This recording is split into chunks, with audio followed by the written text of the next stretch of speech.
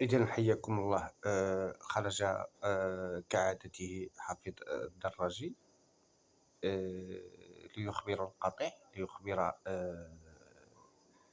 الأتباع، ليخبر المريدون بأن الجزائر انسحبت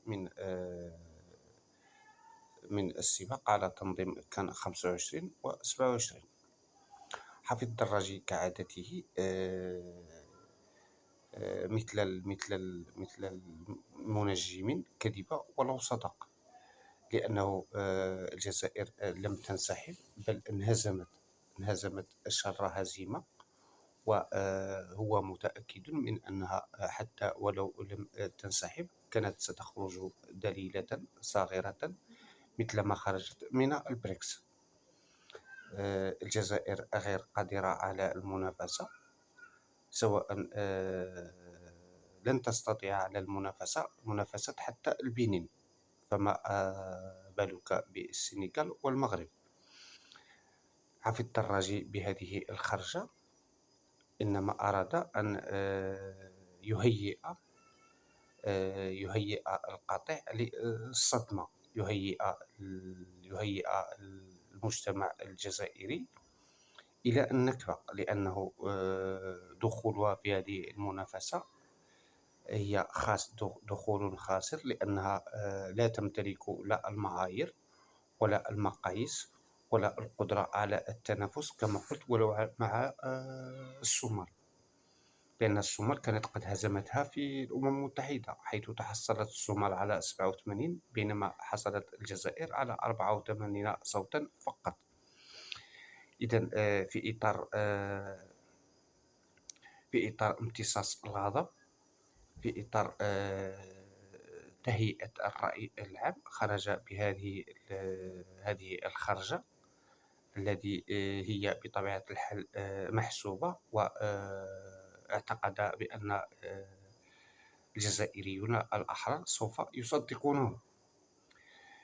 قال على أن الجزائر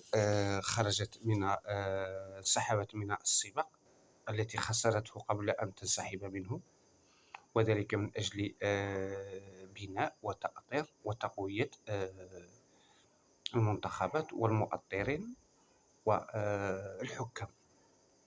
هذا كلام فارغ وكلام مردود عليه، لأنه اللاعب الجزائري لاعب موهوب، لاعب قوي، لاعب مقاتل، وليس المشكلة في اللاعب الجزائري ولا في الحكام الجزائريون، بل إن كان ولا بد من أن تعيد البناء، إن كان ولا بد من إعادة ترتيب البيت، فعليك أن تعيد بناء وتأهيل المسؤولين وليس المؤطرين واللاعبون. عليك إعادة بناء شنقريحة، إعادة بناء تبون، إعادة بناء كل الوزراء، كل السفراء، يعني عليك إعادة بناء المسؤولين، لأن كارثة الجزائر الكروية وغير الكروية هي المسؤولين.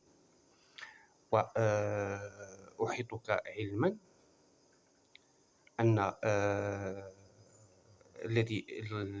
القادم الجديد إلى الفاف، إلى الفيدرالية الجزائرية لكرة القدم، لن يقوم بأي شيء، وسوف يجر القاطرة إلى الوراء، وسوف يجر العرب إلى الوراء، لأنه أولا ليس منتخبا بل معينا، وقد قامت المخابرات الجزائرية بإقصاء كل منافسه، خاصة وأن منافسه على الأقل واحد منهم عارف ومطلع على الكرة ومحترف، وتم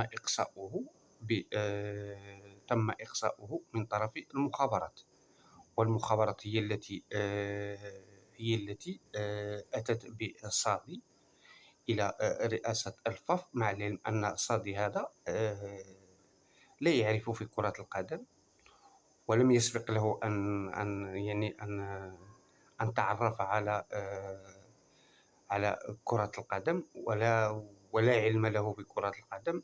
اللهم أن المخابرات أرادت أن تأتي به لأنه أوسخ المترشحين وأغباهم، خاصة وأنهم عملوا بكل جهد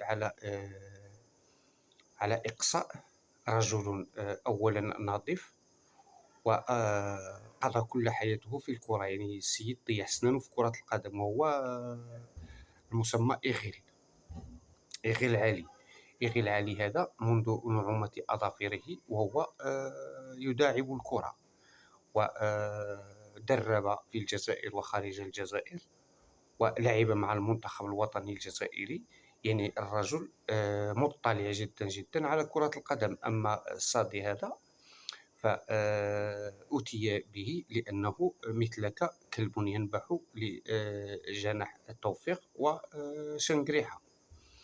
أتي به للقضاء على ما تبقى من كرة القدم في الجزائر. إذن بما أنك واحد من الذين يدعمون هذا الرجل الذي كما قلت سوف يجر العرب إلى الوراء، استبقت الحدث، وكما لو أنك توجهه وتطالب منه الانسحاب، مع العلم أن الانسحاب ليس بيد لا الصادي ولا بيدك، بل هو قرار سيادي، قرار سياسي لا يمكن أن يتخذ إلا من طرف هؤلاء المسؤولين الذين يجب إعادة تأهيلهم، إما بإدخالهم إلى السجون أو على الأقل بطردهم من السلطة، لأنهم هم المشكلة وهم جوهر الكارثة، وهم يعني لب الإشكالية في كرة القدم وفي غير كرة القدم. إذن حفيظ الدراجي منافق من العيار الثقيل، ويريد أن يهون على الشعب الجزائري الصدمة التي كانت على الطريق بعد كل الصدمات التي تلقاها في مدة قصيرة من البريكس إلى خطاب تب أمام قاعة شبه فارغة، بل فارغة ليست شبه فارغة، قاعة فارغة. لم يحضر، لم يستمع لخطابه حتى بواب الأمم المتحدة، حتى عمال النظافة في الأمم المتحدة لم يسمع لهم أحد، لأنهم يعرفون جيدا بأن الرجل سوف يهلوس، سوف يهرطق، وبالتالي فدعوا لجدران الأمم المتحدة أن تستمع إليه. شكرا.